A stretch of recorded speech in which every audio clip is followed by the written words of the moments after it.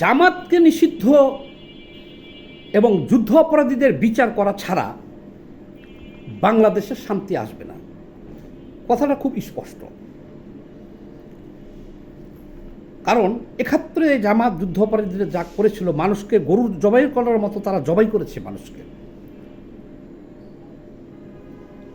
৩ লক্ষ নারীকে ধর্ষণ করছে, ৩০ লক্ষ যে হত্যা হয়েছে, এর দায় পাকিস্তানি আর্মির চাইতেও এই রাজাকারদের বেশি, এই জামায়াত ইসলামের বেশি। তারাই সব বাড়িঘর চিনত, রাস্তাঘাট চিনত, তারাই সব করাইছে সামনে থেকে। তারা অস্ত্রও ধরছে আর্মির সাথে মিশা। রাজাকার আলবদর আলসান বাহিনী গঠন করছে, তারাই সব করছে। তাহলে যারা বাংলাদেশ চায় নাই, তারা এই বাংলাদেশের রাজনীতি করে কীভাবে? এবং তারা এখন এসে বলতেছে ৫৪ বছর পরে যে নতুন বাংলাদেশ এটা। তারা কিন্তু ওই পুরাতন ৭১ যে যুদ্ধ করে দেশ স্বাধীন হয়েছে, সেই দেশ তো তারা মানে না। সেটা আমি অনেক ভিডিওতে বলেছি, পরে ভিডিওতে বলবো। আজকে বলবো যেটা, যে এই যে ঢাকা শহরে এখন অগ্নি সন্ত্রাস চলতেছে, বাসে আগুন দেওয়া চলতেছে, ককটেল চলতেছে, আওয়ামী লীগের লকডাউন চলতেছে, এটাতে জামায়াতের হাত আছে কি না? জামাত গতকালকে ১১ তারিখে ৮ দল নিয়ে একটা সমাবেশ করছে তারা। কারণ এই জামায়াত ইসলাম জানে যে স্বাভাবিকভাবে সোজা পথে ফেয়ার নির্বাচন করে তারা বাংলাদেশের ক্ষমতায় কোনো দিনই যাইতে পারবে না। তারা সোজা পথে সহজভাবে বাংলাদেশের রাষ্ট্রীয় ক্ষমতায় কখনোই যেতে পারবে না। তারা এই সুযোগটাকে তারা কাজে লাগাতে চায়।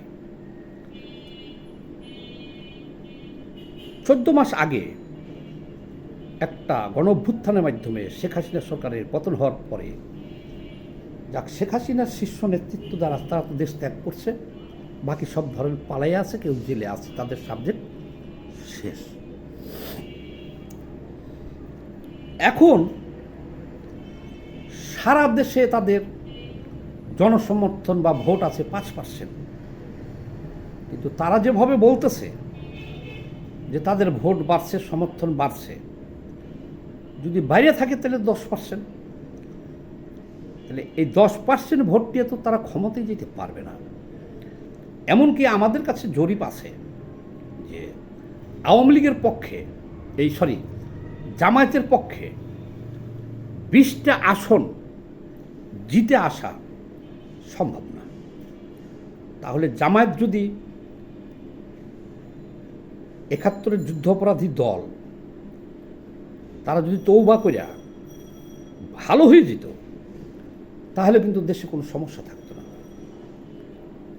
দেশে এখন আইন শৃঙ্খলা পরিস্থিতি মারাত্মক অবনতি।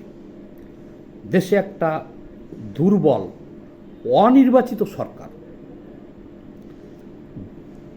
বিদেশ থেকে কোনো প্রকার ইনভেস্ট আসতেছে না, ব্যবসা বাণিজ্য বন্ধ হয়ে গেছে সব বিদেশের সাথে। একমাত্র দেশ টিকে আছে আমাদের যে যোদ্ধারা রেমিটেন্স পাঠাইতেছে, সেটার উপর ভর করে দেশ টিকে আছে। দেশের কতটুকু আইন শৃঙ্খলা পরিস্থিতির অবনতি, আর দেশের মানুষ আতঙ্কিত, অস্থিতিশীল, এবং দেশের উন্নয়ন কার্যক্রম সব থমকে গেছে। তাহলে কি উচিত ছিল? যত দ্রুত এই সংস্কার বাদ দিয়া যত দ্রুত সম্ভব নির্বাচন দিয়া একটা জনগণের দ্বারা শক্তিশালী নির্বাচিত সরকার গঠন করে সেই পার্লামেন্টে বছরের পর বছর আলাপ আলোচনা করেন না কেন? সংস্কারের পথ তো খোলা। যুগোপযোগী আইন কইরা যত ধরনের সংস্কার আছে আরামসে সংসদে বসে কিন্তু করা যাইত। কিন্তু দেখেন 14 মাস হয়ে গেছে, কি সংস্কার হয়েছে? দেশের হোগামারা সারা হয়ে গেছে, এই তো হয়েছে। আচ্ছা, এখন বাংলাদেশে এখন জঙ্গিবাদের উত্থান, পাকিস্তানিদের আনাগোনা, দেশটাকে একটা গোষ্ঠী চাইতেছে জঙ্গি রাষ্ট্রে পরিণত করতে। এখন কথা হলো কি, ইসলামী খেলাফতের নামে জঙ্গিবাদ কায়েম করতে। জামায়াত চাইতেছে এই জঙ্গিদের কাঁধে ভর করে দেশি বিদেশি ষড়যন্ত্রকারীদের কাঁধে ভর করে রাষ্ট্রীয় ক্ষমতায় যাইতে। এখন 14 মাস যা হয়েছে হয়েছে, সংস্কারের নামে যা করছে আমরা দেখছি। এখন এই জামায়াতে ইসলাম আরও 7টা দলকে সাথে নিছে। জামায়াতে ইসলাম আর চরমোনাই ছাড়া, ওটাকে আমি বলি চরমোনাই, চরমোনাই না, তার বিরুদ্ধে বহুত অভিযোগ। এই চরমোনাই ছাড়া আর জামাত আরও 6টা দলকে নিচে, নাম না জানা নিয়া তারা গতকালকে যে সমাবেশ করছে, তারা বলছিল যে ঢাকা অচল করে দেবে, সোজা আঙ্গুলে ঘি না উঠলে আঙ্গুল বাঁকা করবে, কোনো প্রকার হাঙ্কি মাঙ্কি করতে দিবে না, চলবে না। কিন্তু তাদের যে লোক সংখ্যা দেখলাম কালকে, বলছিল লাখ লাখ লাখ লাখ লাখ লোক দিয়ে ঢাকা অচল করে দিবে, চেহারা পাল্টে দিবে, কিন্তু পুরোপুরি ফল করছে। টোটালে 50,000 লোকও হয় নাই কালকে, 20,000-এর মতো লোক। তারা বলছিল 10 লাখ, সেখানে লোক সমাগম করছে 8 দলে 20,000। জামাত আর চরমোনাই ছাড়া বাকি কারো লোকও নাই। তো যাই হোক, সেইখানে তারা স্পষ্ট ঘোষণা দিছে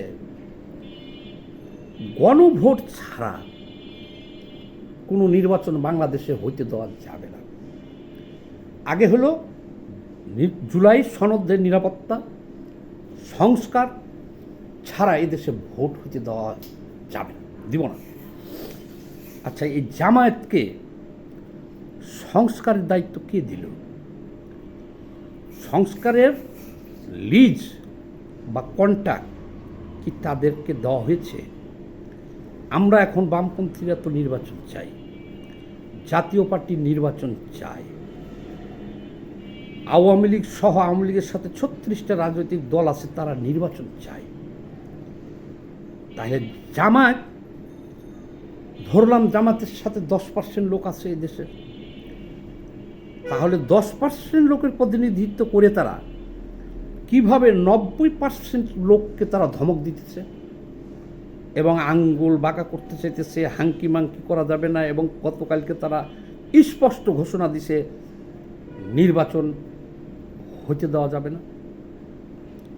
তো আমি মনে করি, শুনেন, এই যতগুলা অগ্নিকাণ্ডর ঘটনা গতকাল থেকে ঘটছে ঢাকায়, এগুলোর মধ্যে জামায়াতের হাত আছে। এনসিপির কার্যালয়ের সামনে যে বোমা ককটেল মারা হয়েছিল, যে ধরা পড়ছিল, সে কিন্তু এই শাহবাগ থানা ছাত্র শিবিরের নেতা ধরা পড়ছে। এটা যদি বুঝে থাকেন আপনারা, এখন সোজা পথে আসতে হবে। আমি আগেই বলেছি যে জামায়াতকে কখনো এই দেশের মানুষ মেনে নেবে না, যে নির্বাচিত করে আর দেশের রাষ্ট্রীয় ক্ষমতায় যাইতে দিবে, এটা আগামী 500 বছরও হবে না। এবং এটা জামাত কর্তৃপক্ষ ভালো করে জানে, জামায়াত কর্তৃপক্ষ এটা ভালো করে জানে, বিধায় তারা এই দেশে একটা সুযোগ পাইছে, এখন নির্বাচন হইতে দেবে না। এই যত অগ্নিসন্ত্রাস হইতেছে, আমার সন্দেহ আছে এর মধ্যে জামাতেরও হাত থাকতে পারে। তাহলে আমাদের এই 90% লোক, বিএনপি কেন এত ছাড় দিতেছে, এত স্যাক্রিফাইস করতেছে, আমি বুঝতে পারতেছি না। কারণ জামায়াত এই 5%, 10% লোকের সমর্থন নিয়ে তারা যেভাবে হুঙ্কার দিতেছে আর যেভাবে এই দেশের মধ্যে নৈরাজ্য সৃষ্টি করতেছে, অগ্নিসন্ত্রাস আবার শুরু করছে, এবং নির্বাচন, কত বড় দুঃসাহস! নির্বাচন হইতে দেবে না ঘোষণা দিছে, তাহলে জামাতের কি কাজ, বিএনপির কি কাজ? বিএনপির প্রতি আমি আহ্বান জানাবো যে আপনাদের সাথে যে 35 দল আছে, 36 দল আছে, বামপন্থীরা আছে, আরও যে দলগুলো আছে, তাহলে এখন কিন্তু প্রায় 90% জনগণের প্রতিনিধিত্ব করতেছেন আপনারা। কাজে আপনাদের এখন রাজপথে নামতে হবে, রাজপথে নামতে হবে এবং সোজা হিসাব সবাইকে নির্দেশ দিয়ে দিতে হবে। যুদ্ধ অপরাধী আপনারা ঘোষণা করে দেন যে আমরা আগামীতে ক্ষমতায় আসলে এই জামাত যুদ্ধ অপরাধীদের বিচার হবে এবং বাংলাদেশে এই যুদ্ধ অপরাধীদের রাজনীতি নিষিদ্ধ করব আমরা এবং বিচার করব। আর এখন ঘোষণা দিয়ে দেন যে যেখানে পাওয়া যাবে জামাত ধরো, হাত পা ভাঙিয়ে আলাও। যদি দেশকে বাঁচাতে চান, দেশকে গণতন্ত্রের পথে নিতে চান, তাহলে জামাতকে হাঙ্কি মাঙ্কি করে না দিলে আগামী নির্বাচন হবে না ভাই। কাজেই আমি দেশবাসীর প্রতি আহ্বান জানাই, এই যুদ্ধ অপরাধী দল জামাতকে আপনারা